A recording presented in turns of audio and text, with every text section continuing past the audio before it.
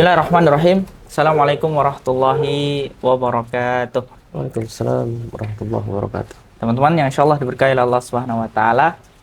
Alhamdulillah di pagi yang cerah ini kita bersama kita di ruang kritis, ruang bertanya, di mana tempat belajar. Ana juga belajar, kita semua belajar. Jadi teman-teman, karena sekitar 27 hari lagi saja kayaknya Ramadan. Mungkin kita di episode ini insya Allah bakalan bertanya-tanya kepada ahlinya tentang permasalahan Ramadan, tentang fikih Ramadan, dan apa aja persiapan kita untuk menuju Ramadan. Gimana selengkapnya? Kita sambut bersama kita. Ahlan wa sahlan, Ustaz. Ahlan wa sahlan.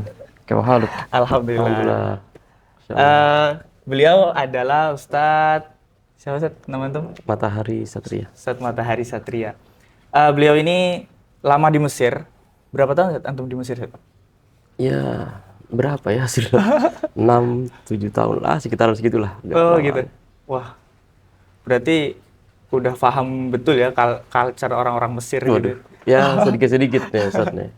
Masya Allah, ya.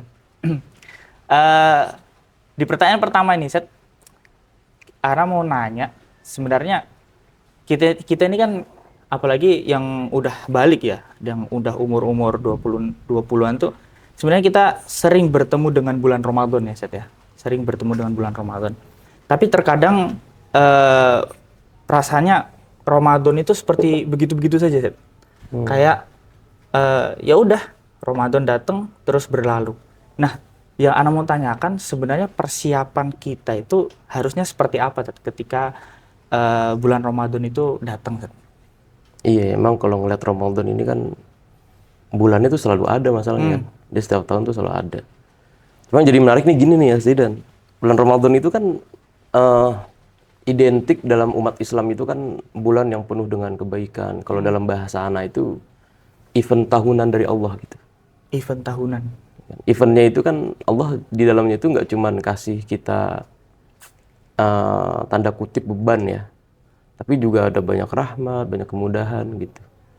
Nah hari ini jadi masalahnya itu adalah ketika orang-orang itu jadiin Ramadan itu hanya sebagai seremonial tahunan gitu. Jadi yang ya udah berulang aja setiap tahun berulang tapi nggak memiliki ruh apa-apa gitu. Dia nggak, tadi kayak antum bilang Ramadan tapi biasa aja datangnya gitu. Antum tahu Ramadan itu kapan diwajibkan sama Allah? Wah, kata. Ramadan itu puasa Ramadan maksudnya, yang waktu ayat turun ya ayyuhalladzina amanu kutiba alaikumusiyam. Artinya kan sebelum itu Ramadan belum ada. Ramadannya sudah ada, tapi puasa untuk wajib 30 hari itu belum diberlakukan gitu. Oh, berarti bulan Ramadannya ini ada, cuman puasanya yang belum ada ya? Oh iya. Kan wajib, itu kan wajib kan? Ada syariat yang turun ya ayyuhalladzina amanu kutiba alaikumusiyam. Itu baru diwajibkan full antum Ramadan untuk 30 hari gitu. Nah itu turun ayat itu di bulan Sya'ban tahun kedua Hijriah. Berarti artinya Nabi SAW itu baru 2 tahun hijrah ke Madinah. Selama Nabi sudah 13 tahun duluan, sudah berdakwah di Mekah. Kemudian 2 tahun tambah di Madinah, baru ayat itu turun. Cuma yang menariknya adalah ayat itu turun kan nggak sendirian gitu. Nanti ada hikmah tersendiri kenapa ayat itu nggak turun sendirian. Artinya beriringan dengan syariat yang lain. Nanti di tahun 2 Hijriah itu juga ada syariat tahwilul kiblah, perpindahan kiblat. Ya, nanti di surat Al-Baqarah juga. Terus asyam, puasa ini juga disyariatkan di tahun kedua Hijriah juga. Ada zakat juga. Bahkan jihad itu juga di tahun kedua Hijriah itu. Oh. Jadi artinya 4 syariat ini turunnya itu beriringan gitu. Oh. Barengan. Iya.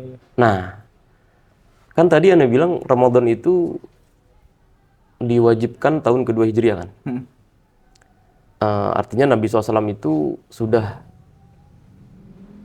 usia berapa tuh waktu itu? Tahun 2 Hijriah. Sekitar berapa usia Nabi? 60 usia Nabi itu sampai 6. Sekitar berapa ya?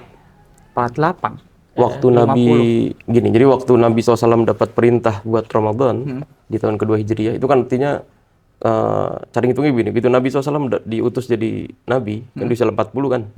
Kemudian Nabi berdakwah di Mekah itu, 13 tahun. 13 tahun. Sudah 53 kan. Nah, Baru kemudian Nabi hijrah tuh. Hijrah ke Madinah. Jadi 53 itu Nabi hijrah. 2 tahun berikutnya baru ayat itu turun. Gitu. Berarti usia Nabi 54. 55. Oh, 55. Kan 2 tahun dia. Oh iya. Udah 55 kan. Nggak apa-apa ya, pagi-pagi kita belajar matematika ya. Jadi 55 tahun Nabi SAW itu dapat perintah itu. Nabi wafat usia berapa? 60. 63, 63 ya. 63 lah, karena banyak yang masyhur itu 63 tahun. Artinya, antum tahu Nabi SAW wafat di tahun keberapa Hijriah? Tahun ke 11. Kalau nggak 11, 12 kayaknya. Betul, 11 Hijriah. 11. Ah, ya, 11. Yang masyhur itu ya 11 Hijriah. Tapi Nabi SAW itu meninggalnya di bulan Rabiul Awal, nggak sampai Ramadan. Berarti pertanyaan saya, kalian saling nanya lagi nih. Iya. Berapa kali Nabi mendapati Ramadan? Tahun 11. Ini sambil minum nih, bismillah. Berarti Antum kebayang nggak? Dari tadi diwajibkan di tahun kedua Hijriah, Nabi wafat di tahun ke-11. Berapa kali Nabi mendapati Ramadan? Ramadan yang puasa full 30 hari itu ya. Pastinya nih Tete. Ini mengarang-arang. 7. Kok bisa? Kan turun di 2 Hijriah. 2 Hijriah. 2 Hijriah. Terus wafat 11 Hijriah. Ya sekitar 10 sih. Sekitar 10. Sekitar 10. Nggak apa-apa juga sih ini kan. Nah, kita saling belajar itu ya. Nabi SAW itu memang mendapati Ramadan itu ya kurang lebih 9 kali. Karena tadi Nabi SAW itu begitu wafat itu nggak sampai di bulan Ramadan, di bulan Rabiul Awal. Oh iya. Ya, kurang lebih 9 kali dapetin Ramadan. Itu Ramadan dari Nabi, tapi kan kita tahu ya, padat sekali kalau Nabi dapat Ramadan itu, aktivitasnya itu benar-benar tidak ada celah sama sekali gitu. Bahkan ada yang saat itu jihad ya, Tete? Sampai jihad juga, karena yang tadi saya sampaikan, di 4 syariat itu turun beriringan itu. Yang pertama tadi tahwilul kiblah, perpindahan kiblat kan, yang tadinya menghadap Masjidil Aqsa, kemudian hari ini turun ke Masjidil Haram di tahun kedua Hijrah itu. Qad nara taqalluba wajhika fis sama falan waliyannaka qiblatan tardoha fawalli wajhaka syatral Masjidil Haram. Nah, itu turun di situ tahun kedua Hijriah. Tahwilul kiblat, ada juga syariat itu berpuasa di tahun itu. Plus syariat zakat dengan hitung-hitungannya, plus syariat jihad. Jadi tahun kedua Hijriah itu memang agak padat itu. Jadi maka kita tahu jihad pertama kali Nabi SAW di tanggal 17 Ramadan. Perang Badar pertama itu terjadi ketika Nabi SAW itu sedang Ramadan gitu. Jadi gini, Zaidan, nanti kalau ngeliat ya, Ramadan Nabi itu cuma 9 kali gitu. Kita udah mendapati Ramadan berapa kali? Iya deh. Berapa kali kita ya? Pasti lebih dong dari 9 dong, atau sama kan enggak? Antum ya di usia berapa sekarang? 20 ya? 20 tahun, berarti 20 ya enggak? 20 kali dan 20 kali. Taruhlah dihitung antum masa balik ya. 15, udah kurang lebih 10-5 kali kita udah di Ramadan. Iya. Apakah Ramadan kita sudah kayak Nabi kan jauh kayaknya gitu. Iya. Ya gak? Itu jadi cara kita mengukurnya seperti itu. Benar. Bayang ya? Tapi aku tuh nanyain yang pertama nih. Kalau misalnya bulan Ramadan tuh kan udah ada ya. Cuman puasanya itu baru disyariatkan ketika di bulan 2 Hijriah.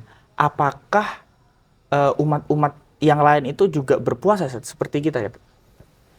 Jadi gini, puasa full 30 hari itu memang disyariatkannya pas ya ayyuhalladzina amanu kutiba alaikumusiyam itu. Itu full 30 hari itu. Ramadan.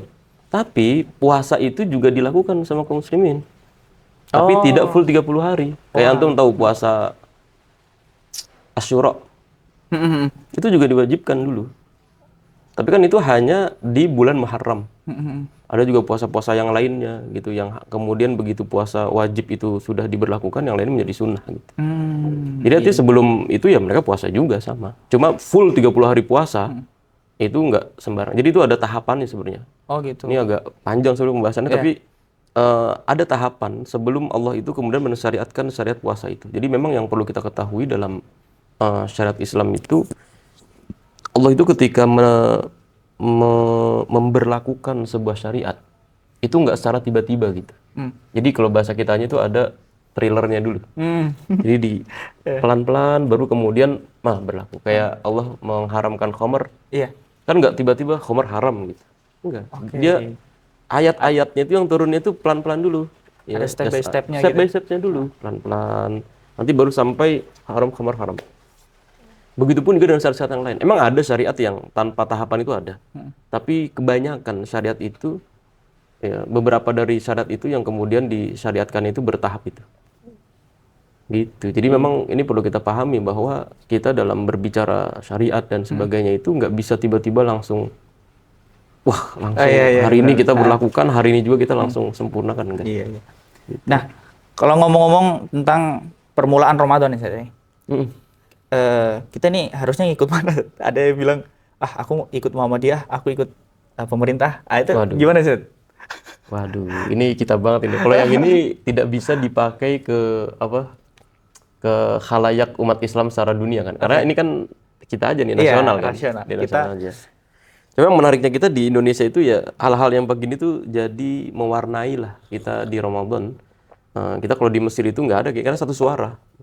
Jadi Ramadan hari ini jatuh tanggal 1 besok gitu. Ya udah semua besok gitu.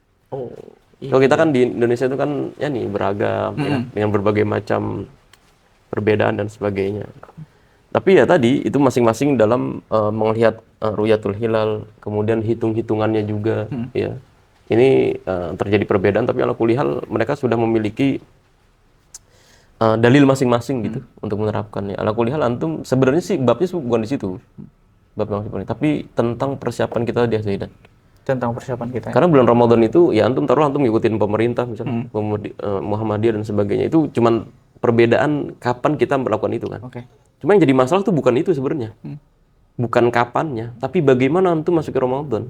Kalau kita masuk Ramadan kayak biasa-biasa aja gitu. Ya udah, paling bertahan 3 hari gitu. 5 hari. Setelah itu kayak biasa lagi kan. Kayak ya udah sih kayak biasa aja sih. Pemain inti yang ada di masjid. Bener, akhirnya udah kembali lagi tuh ke setelan awal kan. Setelan awal.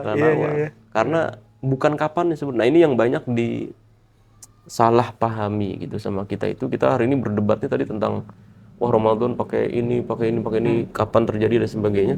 Tapi begitu dapat Ramadan, nggak istiqomah dia. Ya paling ya semangat tadi kan 5 hari pertama gitu. Wah penuh tuh semangat. Baca Al-Qur'an juga cas tuh. Setelah itu ya udah. Silah ya nih. Gimana cara manajemen cara kita baca Al-Quran agar kita itu bisa khatam lebih maksimal gitu?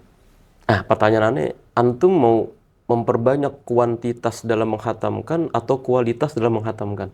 Kuantitas pasti. Kuantitas, berarti secara jumlah nih. Jumlah. Hatam banyak. Bodo amat, pokoknya hatam banyak secara jumlah kan. Kalau kayak gitu mah gampang. Artinya antum bisa baca itu ya setiap hari. Misalnya kita bagi per sholat aja ya. Misalnya satu sholat itu berapa juz gitu kan. Itu gampang itu kalau kuantitas. Artinya untuk kita menghatamkan itu ya memang dalam ranah idealnya gitu. Ya 3 hari sekali itu kita hatam. Oh idealnya. Itu kan karena berdasarkan karena kuantitas. Nabi soal kuantitas kan. Artinya banyak juga para sahabat yang 1 hari hatam juga bisa aja gitu. Tapi sebenarnya bukan itu sih kalau aneh ngelihat ya. Bukan nggak. Al-Quran ini kan harus menjadi hudan ya kan? Di Al-Quran itu kalimat hudan ini disampaikan sama Allah itu di 2 tempat. Yang pertama itu hudan lil muttaqin, itu lebih spesifik tuh. Lebih khas, artinya untuk emang orang-orang bertakwa. Tapi juga Al-Quran itu sebagai hudan linnas. Wa bayyinatin minal huda wal furqan. Dia juga sebagai orang-orang banyak gitu. Dia petunjuk dari Al-Quran itu bukan cuma ditunjukkan kepada orang-orang beriman, tapi bahkan juga untuk orang-orang yang tidak beriman. Ya, itu juga mendapatkan sentuhan dari kemukjizatan Al-Quran. Nah, kalau kita cuma sekedar ngejar khatam, itu dikhawatirkan untuk sampai ke derajat mengamalkan itu nggak sampai. Oh iya iya. Karena Al-Quran itu kan kayak anak tangga tuh Akhzidan. Oke. Dia tangga pertamanya itu ya kita membaca. Membaca aja kita banyak PR-nya nih. Wah. Ya kan? Kadang baca gitu, kadang enggak. Nanti setelah baca itu juga kita mentadaburinya tadi. Merenunginya, memahami. Nanti bahkan menghafalnya. Nanti include di dalamnya itu juga mentadaburi. Nanti yang paling tingginya itu ya mengamalkan. Gitu. Jadi kalau kita hari ini Al-Quran cuman sekedar dibaca dan sebagainya ya banyak nggak berefek apa-apa. Padahal dibaca itu banyak PR-nya itu. Iya sih. Banyak di kita yang belum baca gitu maksudnya. Bahkan kadang baca asal baca karena tidak didalami atau tidak di tadaburi, akhirnya nggak berefek. Nggak berefek. Jadi ya Oh mungkin di situ juga ya akhirnya mereka itu yang Ramadan berlalu akhirnya ya udah. iya. Oh Iya kan? iya. Dia karena Al-Quran itu nggak ada efeknya. Kayak antum tahu orang Khawarij kan? Orang Khawarij. Orang Khawarij itu sampai Nabi itu la yuzawizu hanajurum. Al-Quran mereka itu kalau antum ngomong sama mereka itu mereka orang-orang yang kalau antum ngomong nggak pakai Al-Quran itu nggak diterima. Pakai Al-Quran langsung. Udah penampil udah Al-Quran banget itu. Tapi Nabi mengatakan Al-Quran itu nggak sampai ke hati gitu. Cuman sampai di tenggorokan doang, mentok. Oh iya. Padahal Al-Quran itu fungsinya itu tazkiyah kan. Yuzakkihim itulah. Untuk mentazkiyah antum. Ya, kalau kita baca Al-Quran tapi nggak hati kita juga tetap kotor gitu, pikiran kita semua nggak berefek, ya apa gunanya? Yes. Gitu kan. Jadi memang Ramadan itu sebenarnya lebih detail daripada itu. Ini step by stepnya. Artinya orang itu ya untuk sampai ke tahapan itu dia harus menaiki anak tangga tadi. Gitu. Iya iya. Nah untuk untuk melakukan step by step itu, Seth, apakah di bulan Ramadan itu kita hanya berpuasa makan sama minum aja, Seth? Hah? Apakah kita menahan makan sama minum aja, Seth? Antum tahu makna puasa gak? Asyam. Menahan. Betul. Makna asyam itu arti al-imsak. Oh iya. Al-imsak itu artinya ya menahan tadi. Cuma yang menarik sini kan yang ditahan itu bukan cuma makan dan minum aja dong. Ada juga namanya syahwat. Nah, syahwat ini ada syahwat perut, ada syahwat di bawah perut. Oh, iya. Nah, ini yang banyak yang gagal nih di sini. Kalau cuma makan minum doang tuh turunannya sebenarnya banyak gitu. Karena artinya antum biasa sehari-hari nggak makan nggak minum juga biasa aja kan. Iya. Tapi untuk urusan syahwat ini nggak sembarangan gitu. Makanya Allah Subhanahu Wa Taala itu menekankan itu sebenarnya di situ. Karena fungsi tujuan dari berpuasa itu tadi untuk mentazkiyah kan. Makanya kenapa kalau antum sudah menikah? Belum kan? Nabi SAW mengatakan as-shaumu junnah itu. Puasa itu sebagai perisai. Maka Nabi dalam ada sebuah kisah tuh, seorang sahabat itu Abu Abdurrahman Abdullah bin Mas'ud yang salah ya, itu sedang ngumpul bersama dengan para sahabat, kemudian dipanggil sama Utsman bin Affan. Kata Abdullah bin Mas'ud, kata Utsman bin Affan ya, ana ada hajat nih sama antum. Kita ini deh ngobrol dulu sebentar gitu. Utsman itu nawarin Abdullah bin Mas'ud untuk menikah. Waktu penampilannya kok kumel gini kok. Jadi ciri memang orang jomblo gitu ya. Itu memang dilihat sama Utsman itu nggak beraturan gitu. Kayak antum perlu nikah sih gitu. Akhirnya kata Abdullah bin Mas'ud, nggak ada lagi nggak butuh itu kok. Artinya aneh nggak butuh, emang nggak pengen nikah gitu. Nah, sahabat yang tadi lagi ngomong sama Abdullah bin Mas'ud itu, Alqamah itu, kan tadi lagi ngobrol, kemudian kayaknya udah selesai sih kita ngobrol kan gitu, dipanggil lagi Alqamah. Kemudian mereka mengingatkan, Nabi SAW dulu pernah bersabda, kata Nabi, ya ma'syarus sabab itu, man istata'a minkumul ba'ah falyatazawwaj gitu kan. Kalau antum punya kemampuan ba'ah tadi itu, maka falyatazawwaj, nikah kan. Fa in aghaddu lil basar wa ahsanil farj, nikah itu bisa menundukkan pandangan, menjaga kemaluan dan sebagainya. Kemudian Nabi mengatakan, fa illam tastati, kalau antum nggak bisa, siam, berpuasa.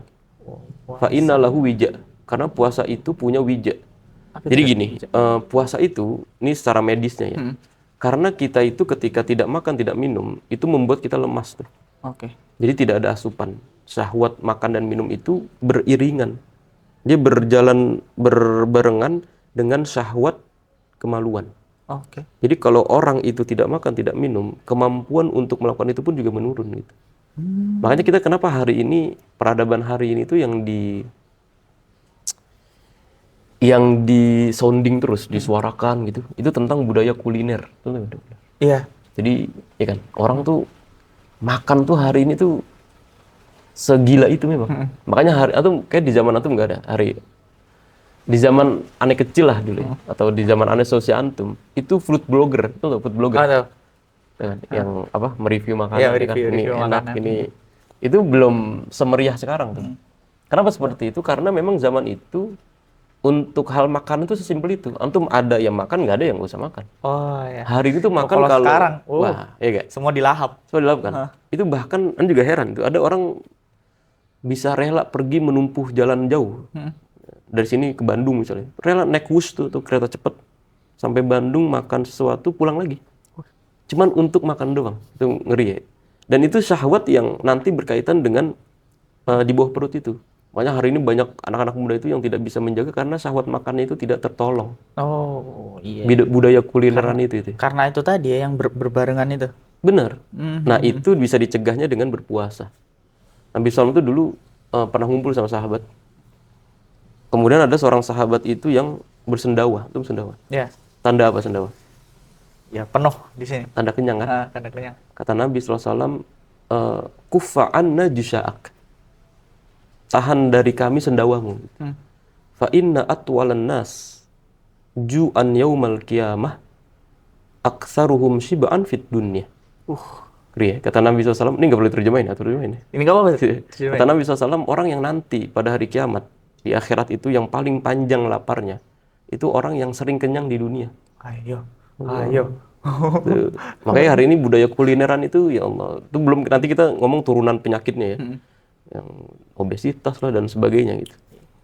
Itu makanya Nabi SAW tuh kasih solusi dengan cara berpuasa. Karena itu nanti berkaitan sekali. Antum sering makan, pasti syahwat untuk kemaluan itu sangat tinggi sekali. Gitu. Nah itu dipotongnya sama Nabi dengan berpuasa. Berpuasa itu tadi. Iya. Insya Allah ya. Insya Allah. Hikmahnya seperti itu ya. Luar biasa puasa ini. Betul. Nah, kalau ada orang yang puasa tahun kemarin dia batal. Terus tahun kemarinnya lagi misalnya, tahun kemarin lagi dia batal, terus dia belum bayar tuh, belum bayar qodoknya, belum bayar puasanya sampai Ramadan berlalu Ramadan berikutnya. Nah, untuk Ramadan nanti ini dia baru ingat, oh iya aku ada utang puasa di Ramadan yang kemarin-kemarin. Itu cara bayarnya gimana, Set? Lupa berarti dia. Lupa dia. Lupa ya bisa pakai dia kalau misalnya masih ada waktu nih kayak sekarang masih di bulan Sya'ban. Ya dia puasa qadha itu. Oh, puasa qadha. Enggak apa-apa, puasa qadha. Nah, tentu karena lupa kan, enggak disengaja. Kalau disengaja beda lagi masalah. Oh, kalau sengaja beda lagi. Beda lagi. Misalnya entar aja lah males aneh gitu. Gitu kira. Parah sih. Itu banyak kayak gitu-gitu kayak males lah nih lah puasa gitu. Nah, nanti banyak nih yang kayak gitu nih di Ramadan nih. Kalau istilah tren kita hari ini Zaidan namanya itu mokelkor atau mokel ya teman. Iya, Mokelkor ini kan orang-orang yang nggak jelas itu. Dia menunjukkan kebanggaan mereka itu dengan tidak berpuasa kemudian diposting lagi. Ini kan aneh gitu. Antum tahu? Banget lu kan. Parah banget itu. Yang mokel-mokel tuh, awas lu, mokel-mokel. Ancamannya berat itu. Karena rukun Islam itu kan ada 5 tahu ya. Dari puasa, dari syahadat, sholat, kemudian terus. Yang keempat kan puasa kan. Tadi puasa ini puasa Ramadan. Itu kewajiban itu udah menjadi rukun. Nanti kalau antum nggak melanjutkan itu dosa besar itu. Lagi kalau disengaja. Itu yang kalau kita tahu dari hadis Nabi SAW, itu ancamannya itu nggak cuman ancaman kayak antum dosa gitu misalnya. Enggak. Itu bahkan efek azabnya selanjutnya gitu. Jadi Nabi SAW itu pernah dulu bermimpi, kemudian di mimpinya itu Nabi SAW itu ngelihat ada 2 malaikat yang gotong Nabi gitu, untuk dinaikkan ke bukit gunung yang terjal. Jadi untuk dinaikin itu susah. Kemudian Nabi SAW itu mendengar di bawahnya itu ada suara yang sangat keras sekali. Mana Nabi mengatakan mahadil aswat, ini suara apa ini? Kemudian kata malaikatnya, hadhihi wa'u ahlin nar. Waru ahlin nar. Waru itu longlongan gitu, teriakan ahlin nar. Kemudian sama Nabi malaikat itu dibawa lagi Nabi ke atas sampai kemudian Nabi SAW itu melihat ada orang yang kakinya tuh digantung. Jadi yang kakinya di atas digantung, kepalanya di bawah sambil berdarah-darah gitu. Kemudian Nabi SAW, karena berdarah kemudian robek mulutnya itu. Kemudian Nabi bertanya, siapa itu? Man haula, itu siapa gitu. Mereka itu artinya bukan satu orang, tapi banyak itu. Man haula, mereka itu siapa? Kemudian kata Nabi SAW menceritakan, haula illadzina yuftiruna qabla tahillati siyamihim. Mereka itu adalah orang-orang yang berbuka puasa sebelum waktunya. Robek dia terus digantung gitu kan. Itu ancaman yang itu sengaja loh. Sengaja waktu itu bang, besok malas nih nggak puasa lah gitu. Nggak ada udzur. Itu kalau udzur kan ya antum safar, sakit. Ya itu oke lah udzur itu. Itu di akhiratnya Di akhiratnya. Wah di dunianya ya tunggu aja sebenarnya. Tapi Ana sempat dengar Set, katanya kalau di dunianya itu mereka harus bayar fidyah gitu nggak Set? Betul. Oh harus bayar fidyah. Tapi sebenarnya fidyah ini kan juga tahapan berikutnya gitu. Jadi kalau antum tidak berpuasa, misalnya antum sakit ya, ya yang anjurannya itu antum mengqadha. Oke. Ya antum puasa lagi lah. Terus ternyata antum nggak mampu puasa nih. Misalnya antum orang tua ya, atau ibu hamil misalnya atau menyusui, antum nggak mampu buat berpuasa lagi gitu. Maka itu baru pakai fidyah gitu. Oh. Gitu. Berarti emang step setelahnya ya? Step setelahnya kalau misalnya nggak mampu. Betul, pakai puasa dulu, kalau nggak ya pakai fidyah gitu. Tuh kalian-kalian nih yang mokel nih, wah parah banget. Bahaya banget ya. Dirobek tuh nanti mulut gantung. Ya, ancamannya ngeri soalnya. Kalau itu makanya ini menarik nih. Kadang kita kalau menyampaikan kayak gitu, itu nggak nyentuh ke hati mereka. Oh, berarti harus dikasih ini. Gimana kira-kira? Dikasih tahu, oh azabnya kayak gini nih. Enggak, kadang gini nih. Itu bener juga. Kadang kan gitu, antum jangan kayak gitu. Nanti kalau antum kayak gitu dapat azab dan sebagainya. Itu nanti di akhirat gitu kan. Wah, nantang nih orang. Nantang. Makanya antum kalau ngelihat, makanya itu orang-orang kayak gitu sebenarnya itulah kenapa Allah Subhanahu wa taala untuk membuka mewajibkan puasa 30 hari. Itu ayatnya itu didahului ya ayyuhalladzina amanu kan. Jadi enggak langsung tiba-tiba kutiba alaikumusiyam kan enggak kan. Tapi pertama yang dipanggil itu ya ayyuhalladzina amanu. Kenapa? Karena untuk sampai ke tahapan itu, sampai ke tahapan Allah mewajibkan puasa, itu sudah berapa tahun tuh? 15 tahun itu. Karena 13 tahun Nabi berdakwah di Mekah kan. Itu penanaman ilmu, iman kepada Allah, hari akhir tuh ditanamin 13 tahun di Mekah. Hijrah ke Madinah nih 2 tahun dengan ansornya, dengan muhajirinnya, paham kan? Nah itu dengan semua iman yang sudah terbangun besar itu, baru Allah manggil tuh. Ya ayyuhalladzina amanu.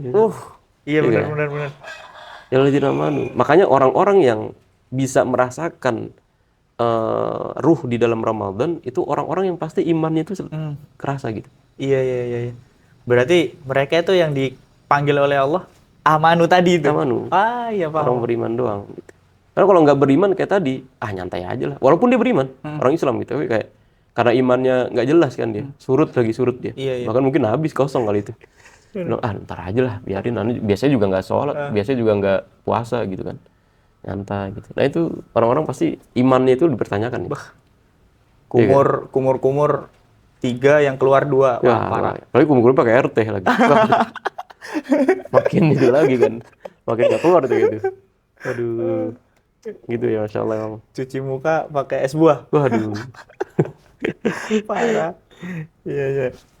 Terus kalau untuk di saat Ramadan sebenarnya bagi orang-orang yang kan ada juga ya orang-orang yang mereka itu masih dalam melakukan pekerjaan mereka sehari-hari, dan kalau misalnya mau melakukan full ibadah itu mungkin sulit ya bagi mereka, apalagi di jam-jam kantor seperti itu. Nah, ibadah apa aja Seth, yang mungkin dia amalannya sedikit tapi pahalanya banyak nih Seth? Ada nggak Seth amalan khusus bagi orang di Ramadan? Nah, di Ramadan. Nah, di Ramadan semua waktunya itu mabruk, berkah dia.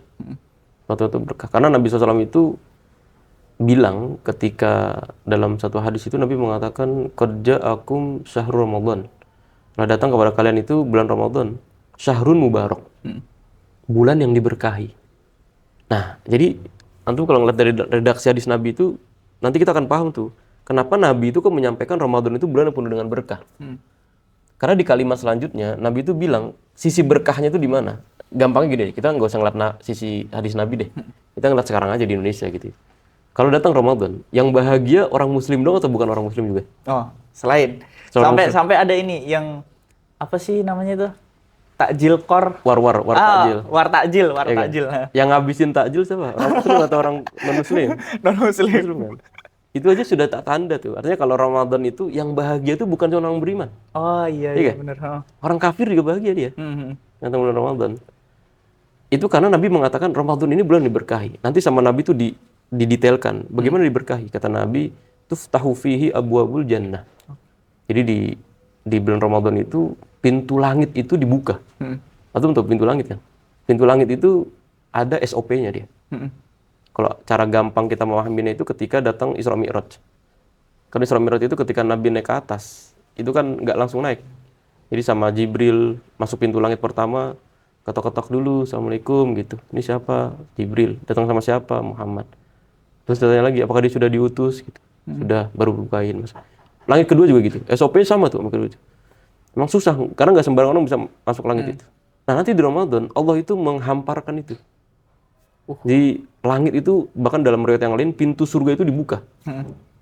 Arti, dinginnya, nyamannya. Kita Ramadan itu kan, coba antum yang nggak biasa puasa ya, kita di Ramadan itu jadi enjoy aja kan puasa. Baca Al-Quran, sholat malam. Sholat itu kayak ngerasa kita, enak ya Ramadan gitu. Iya gak? Itu nanti, perasaan itu nggak akan antum bisa rasakan di luar bulan Ramadan. Nanti ketika masuk bulan Syawal, Dzulqa'dah, Dzulhijjah, Muharram, terus ngulang lagi di luar bulan Ramadan, perasaan-perasaan kayak enak buat baca Al-Quran, khatam Al-Quran tuh yang tadi bilang tak bisa baca gitu, sedekah bisa, itu nggak bisa dirasakan. Kenapa? Karena pintu surganya itu nggak dibuka. Iya paham. Kan?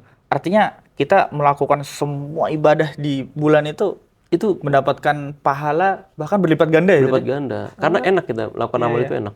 Jadi untuk melakukan amal itu gampang. Terus kata Nabi, bukan cuma pintu surga dibuka, watu galaku fi abwabul jahannam. Pintu-pintu neraka juga ditutup. Enak. Kemudian watu galu fi syayatin, setan-setan dibelenggu. Iya gak? Jadi ini 3 kemungkinan ini kita enak nih buat masuk Ramadan tuh kayak enjoy aja gitu. Masuk Ramadan nikmat, ikut puasa. Yang orang nggak pernah sholat di masjid, Ramadan tiba-tiba kelihatan di masjid kan. Lah kok ada antum gitu kan. Mungkin setannya kan udah dikurung tuh. Dikurung gitu. Ya. Gitulah tuh. Iya. Insyaallah ya. Berarti benar-benar nggak ada ibadah yang harus melakukan ibadah ini. Semua lakukan. Enggak, semua semampu antum di Ramadan itu. Karena semuanya itu even kalau bahasa enaknya ya. Karena dulu Anda suka main game sih ya. Nah, di game itu ada event-event double XP loh itu. Nah, Ramadan ini double XP pahala dia. Jadi pahalanya itu benar-benar dilipat gandakan. Karena eventnya event 30 hari aja nih. Di luar itu antum nggak bakal bisa dapetin itu. Oh iya. Belum ditambah event besarnya itu di Lailatul Qadar itu. Wah itu udah. Wah iya benar. Khairul Alfi Syahr itu kan. Itu gede sekali itu. Iya. Bagi ini Seth. Sekarang kita ke pertanyaan yang lain tentang. Banyak ya pertanyaannya. Wah titipan apa ini? Ini pertanyaan saya sebenarnya. Oh gitu. Saya Masya Allah. Bagi musafir Seth. Bagi musafir kan biasa kan Ramadan tuh kan bulan mudik juga ya katanya. Itu bulan mudik. Ciri khas ya. Ciri khas kita itu kan gitu ya, bulan mudik. Ada yang mudik kemana aja. Nah, banyak yang mereka itu bertanya, ini tuh kalau misalnya kita di bulan Ramadan terus mudik dan masafahnya atau jaraknya itu ya udah lebih dari qashar misalnya, lebih dari ya boleh jamak. Apakah kita ada keringanan untuk tidak berpuasa pada saat itu? Untuk safar ini kan salah satu dari keadaan yang Allah itu ngasih rukhsah di situ. Kana ala safarin, gitu ya. Kalau misalnya antum dalam kondisi safar atau dalam kondisi sakit gitu, itu boleh tidak berpuasa Ramadan. Cuma memang di sini para ulama khilaf sih ya. Antum mau puasa ya boleh gitu, nggak puasa pun juga nggak apa-apa gitu. Cuma tadi ya bahwa sayang aja kita kalau kemudian di Ramadan itu kita tidak berpuasa dan menjalankan syariat. Karena puasa yang kita qadha, puasa qadha Ramadan gitu, yang kita tunaikan di bulan lain, itu keutamaannya berbeda. Oh iya. Dengan puasa yang kita lakukan sendiri di bulan Ramadan. Ditambah hari ini safar itu menjadi budaya kan. Artinya pasti setiap tahun tuh berulang. Oke. Iya kan? Iya kan? Jadi kayak tadi yang Anda bilang, itu sebagai seremonial tahunan aja gitu. Kita kalau bilang Ramadan itu ya pasti safar lagi gitu. Kemudian takjil lagi gitu. Iya. Kayak sesuatu yang berulang. Tapi Ramadan itu nggak berasa. Oh iya. Jadi nggak berasa itu artinya antum menjalankan syariatnya itu ya Ramadan nggak Ramadan ya sama aja gitu. Kalau Ramadan kita happy-happy di Idul Fitri, salam-salaman, nangis-nangis, sungkem dan sebagainya. Hari kedua tahu-tahu lagi, ya kan? Ngelakuin kesalahannya sama lagi. Nggak sholat lagi, santai aja gitu. Gitu. Jadi memang untuk safar ini babnya luas sekali. Antum boleh puasa ya tafadhol, dan ini lebih utama lah gitu karena kita di Ramadan kan. Ya kalau misalnya kita nggak kuat gitu ya nggak bisa. Dia boleh nggak puasa juga nggak masalah. Sebenarnya juga tergantung sikon ya, Set ya. Benar. Tergantung sikon. Apalagi sekarang safar tuh juga kalau misalnya yang dari Jakarta mau ke Bandung udah ada Wus. Nah, itu Terus kan kalau yang udah mau ya. ke Bogor ada tol. Bener kan. Terus kalau yang mau ke Sulawesi misalnya ada pesawat. Betul. Sebenarnya apa yang mau kita Bener. ini kan Bener. alasan kan? Betul. Iya. Betul. Benar-benar. Lanjut nih, Ted. Pertanyaan tentang Lailatul Qadar. Waduh. Nah, ini event yang paling wow. Nah, Lailatul Qadar ini sebenarnya waktunya itu ditetapkan nggak sih, Ted, waktunya? Apakah harus di malam 23 misalnya? Apakah di malam 27 atau malam 28 gitu, Ted? Lailatul Qadar ya. Ini yang perlu antum ketahui. Nah, Lailatul Qadar ini kan sebelum ke pertanyaan itu, Lailatul Qadar ini kan salah satu dari bentuk cara Allah itu untuk ngasih akselerasi amal. Jadi percepatan amal-amal umat Nabi Muhammad. Yang ini yang tidak Allah kasih kepada umat-umat lain gitu. Kenapa? Karena secara kuantitas bilangan jumlah itu usia kita itu pendek. Yang paling 60, 70 gitu. Nah, makanya Allah kasih percepatan itu pakai Lailatul Qadar. Nah, kita dianjurkan sama Nabi untuk mencarinya itu di 10 hari terakhir. 10 hari terakhir dari rangkaian bulan Ramadan. Makanya kita puncak Ramadan itu sebenarnya di 10 hari terakhir itu. Nah, kita disunahkan sama Nabi untuk melakukan apa yang di 10 hari terakhir? Iktikaf. Iktikaf itu memutus hubungan kita dengan makhluk dan menyambung, menguatkan hubungan kita dengan Allah gitu. Karena di iktikaf itu yang kemungkinan besarnya itu bisa mendapatkan Ramadan. Mendapatkan Lailatul Qadar. Karena di 10 hari itu dipukul habis gitu ya. Walaupun hari ini ya ada iktikafnya iktikaf ngalong kan. Kayak malamnya aja gitu. Siangnya enggak. Padahal idealnya itu ya. Karena itu puncak tuh.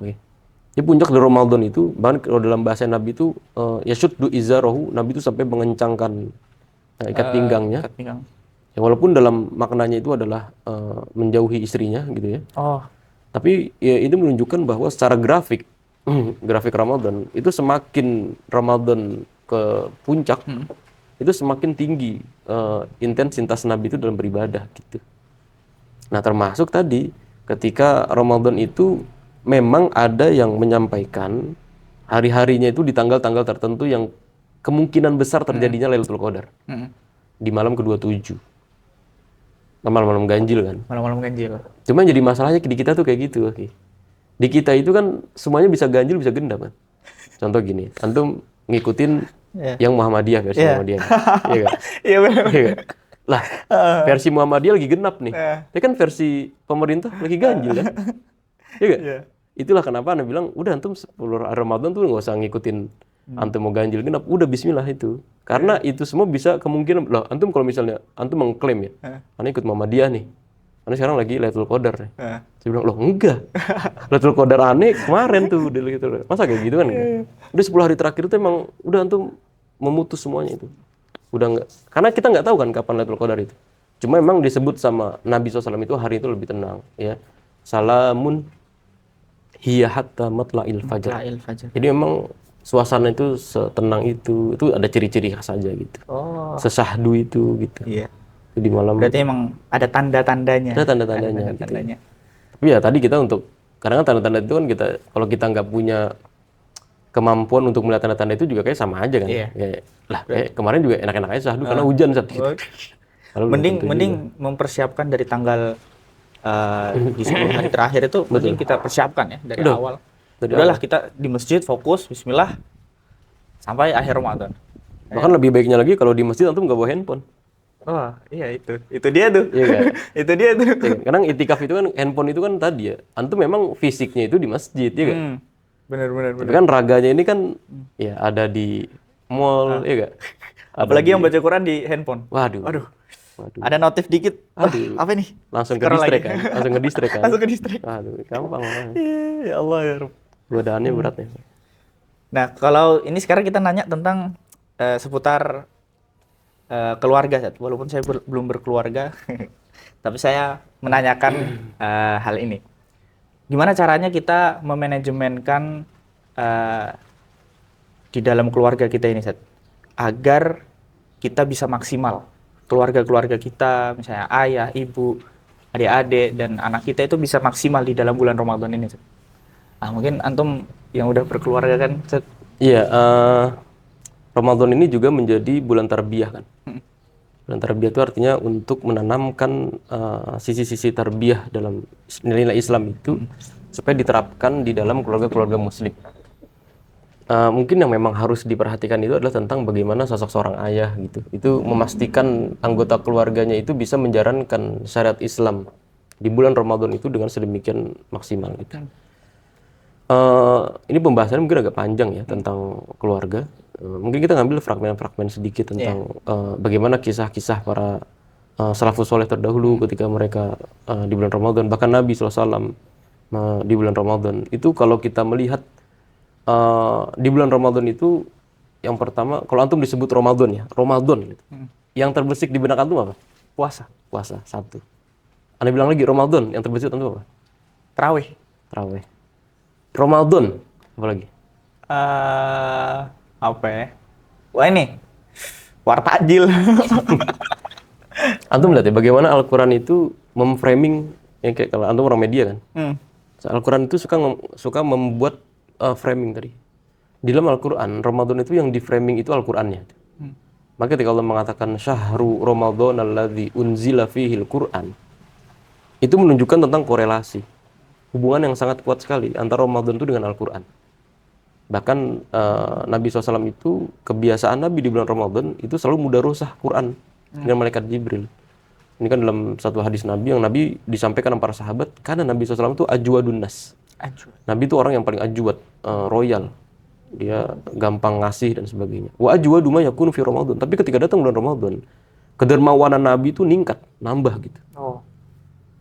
Nah, hina yalqahu Jibril, apalagi ketika Jibril itu datang di bulan Ramadan, wa kana yalqahu fi kulli lailah wa kana mudarasatul Quran. Kana yudarisul Quran. Nah, jadi di bulan Ramadan itu Jibril intens datang kepada Nabi, dan Nabi dengan malaikat Jibril itu mudarosah. Mudarosah itu ada aktivitas berdua. Jadi bukan cuma ana nyetor aja, tapi antum juga ngasih tahu kan. Jadi ada aktivitas mudarosah, belajar. Dan itu dilakukan sama Nabi dengan malaikat Jibril intens 30 hari. Gitu. Jadi tentang untuk mentarbiah keluarga itu bisa dibuat dengan program-program sederhana aja buat keluarga-keluarga Muslim ya. Untuk membiasakan anak-anak, istri kita, suami itu untuk lebih dekat dengan Al-Quran. Ya bisa ngaji bareng, tilawah bareng, tadabbur ayat bareng, memahami ayat bareng. Ini punya sisi keindahan kalau tentang Al-Quran. Kayaknya di episode berikutnya sih. Iya, betul. Gitu ya.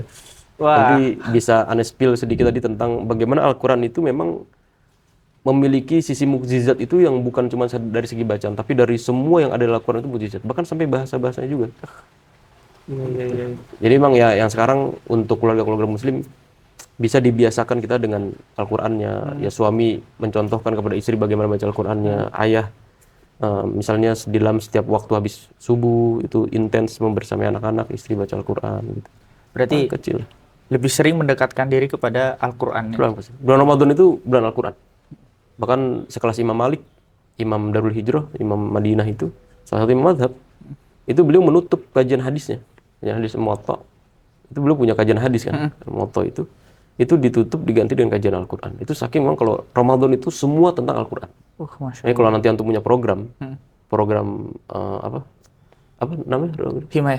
Himaya Dan enggak program itu ruang kritis. Mungkin nanti bisa ruang kritis dibuat Ramadan itu full tentang Al-Quran. Oh. Al-Quran mau apa tentang, pokoknya Al-Quran. Udah fikih itu nanti dulu lah gitu. Oke.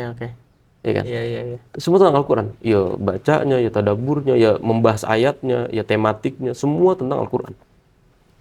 Gitu. Jadi memang Al-Quran itu di Ramadan tuh sangat mewarnai sekali, dominan gitu. Mendominasi sekali. Masya Allah.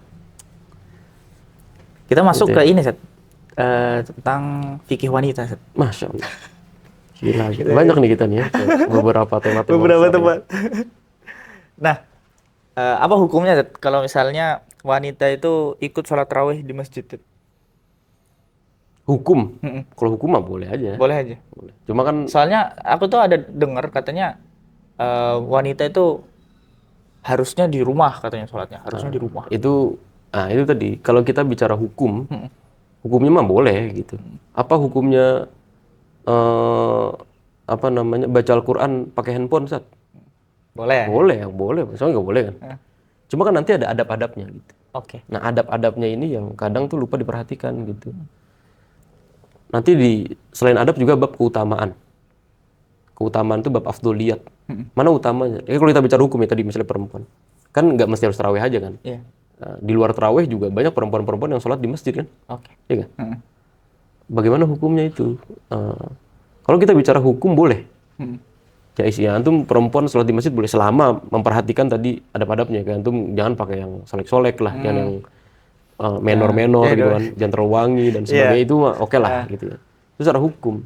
Tapi kalau kita nanyanya mana yang lebih utama? Mm-mm. Perempuan itu tarawihnya di masjid atau di rumah? Pasti di rumah. Oh. Jadi babnya bukan bab hukum. Kalau hukum tadi ya boleh lah. Antum sholat di masjid boleh aja. Antum sholat tarawih di jalanan, Sat, ya boleh aja kan, nggak masalah kan. Tapi kalau bicaranya tentang keutamaan, bab afdholiyah tadi, maka yang lebih utamanya itu adalah perempuan yang pasti sholatnya di rumah. Oh, iya. Gitu ya. Dan apakah sama pahalanya sama laki-laki? Beda pasti. Oh, beda. Karena keutamaan tadi perempuan sholat di rumah, walaupun sendirian dia.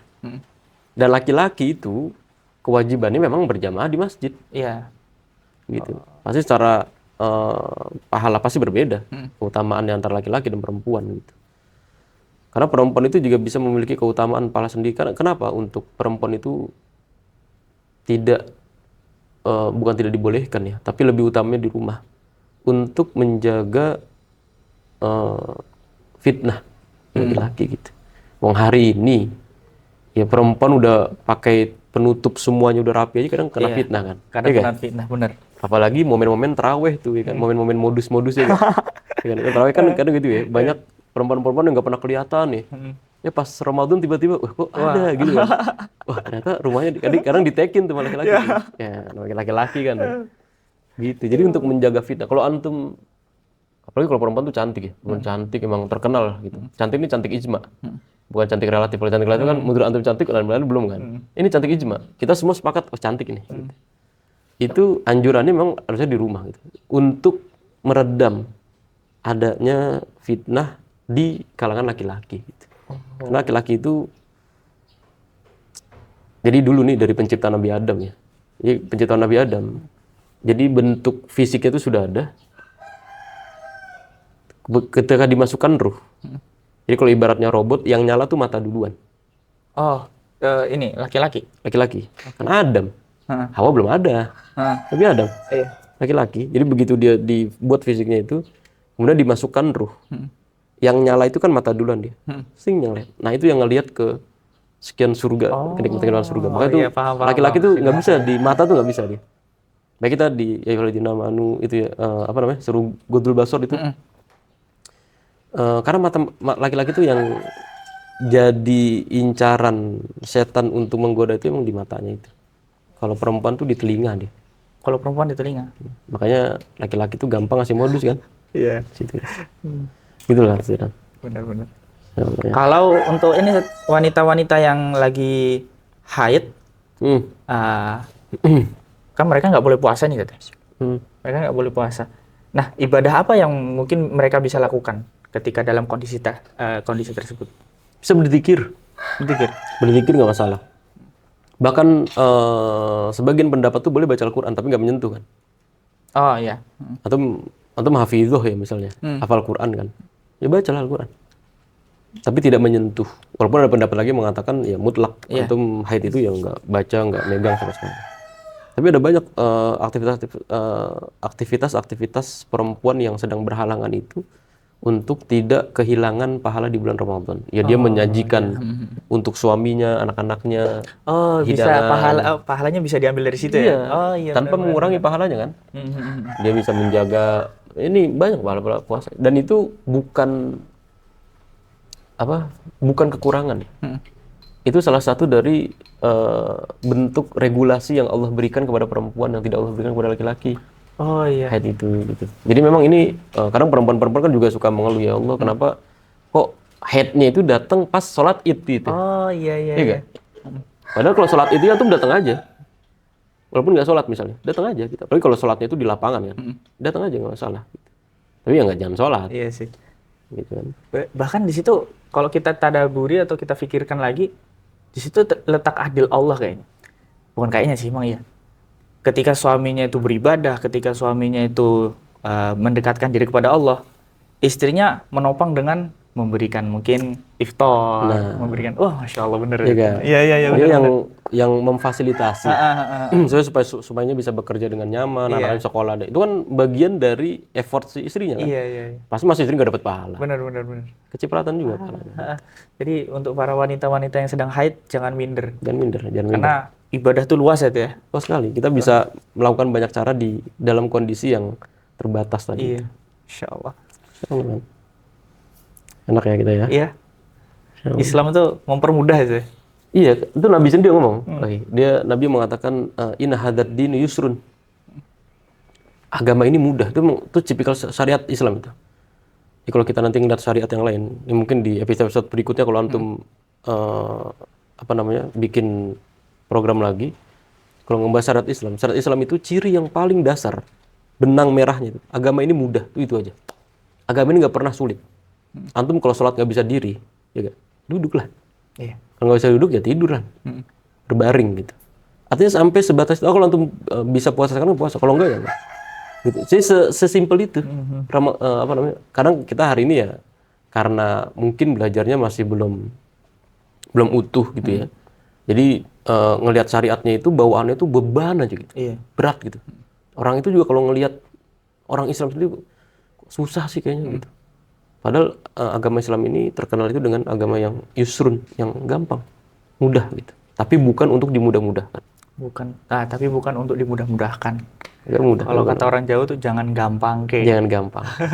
Jangan gampangin ya. Jangan gampangin. Gampangin. Bahkan nyari alasan. Wah itu.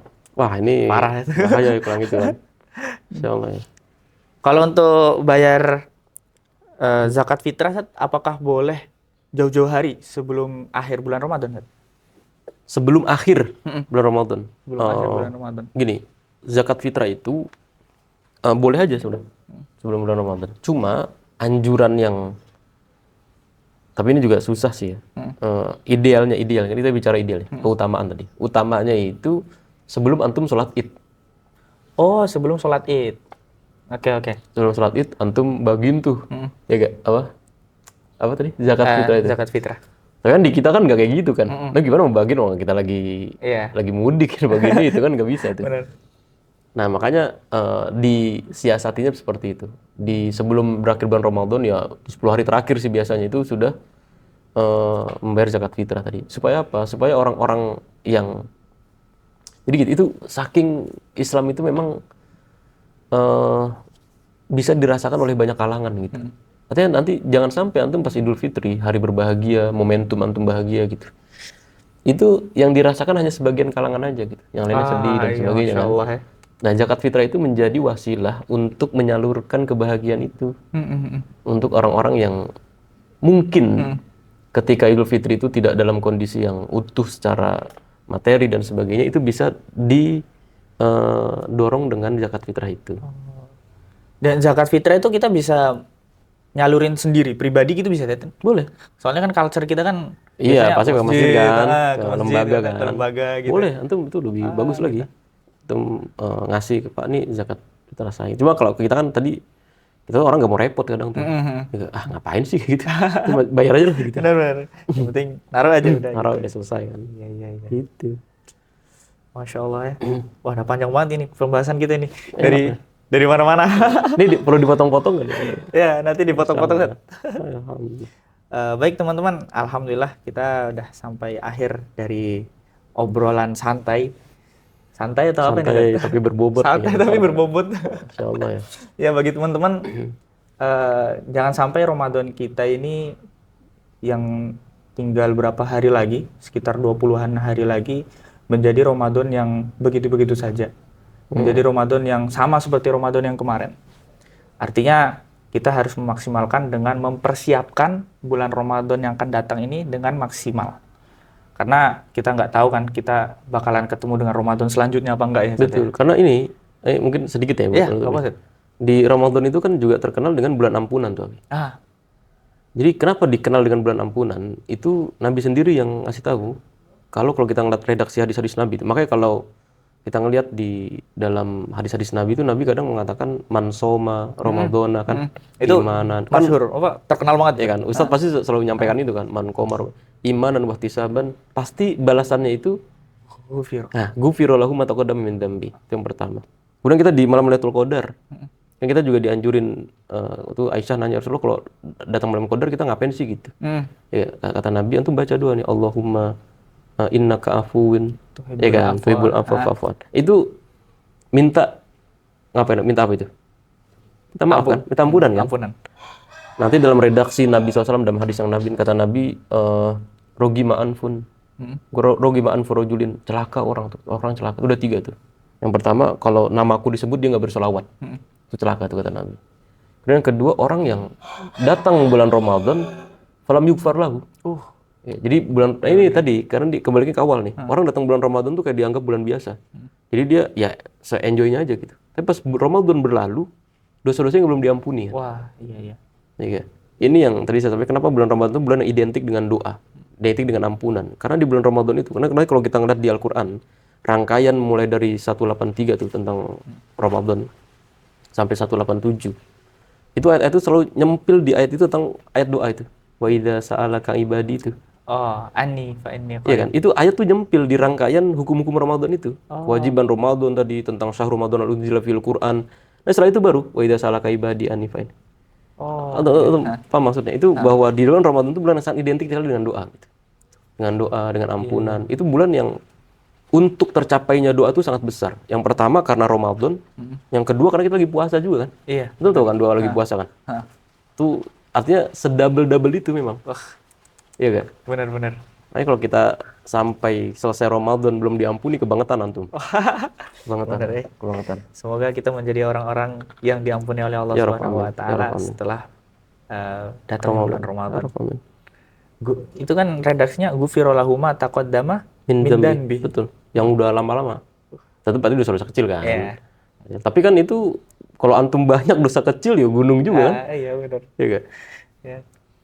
Nah, gitu teman-teman. Semoga kita menjadi orang-orang yang setelah bulan Ramadan imannya, takwanya makin kuat kepada Allah. Amin. Ya. Dan semoga kita menjadi salah satu orang yang dipertemukan oleh Allah Subhanahu wa taala lewat pintu surga. Kan ada ya pintu surga untuk orang puasa itu kan ada betul, ya. Ada royana. Siapa tahu kalian bisa langsung lewat situ ya. Bisa langsung lewat. Amin ya Rabb, masyaallah. Amin ya Rabb. Demikian yang bisa kita sampaikan. Saya selaku host Zaidan Izul Mujahid, saya minta maaf jika ada salah kata dan salah sikap. Dan Ustadz, saya juga mohon maaf kalau mungkin ada salah-salah kata yang kurang berkenan ya, mohon dimaafkan. Artinya kita manusia, kita ada salah, dan jikalau ada yang harus diperbaiki, sampaikan. Semoga kita saling belajar. Semoga Allah Subhanahu wa taala mengampuni kita semua. Ya Rabb. Barakallahu fikum. Demikian yang bisa saya sampaikan. Wassalamualaikum warahmatullahi wabarakatuh.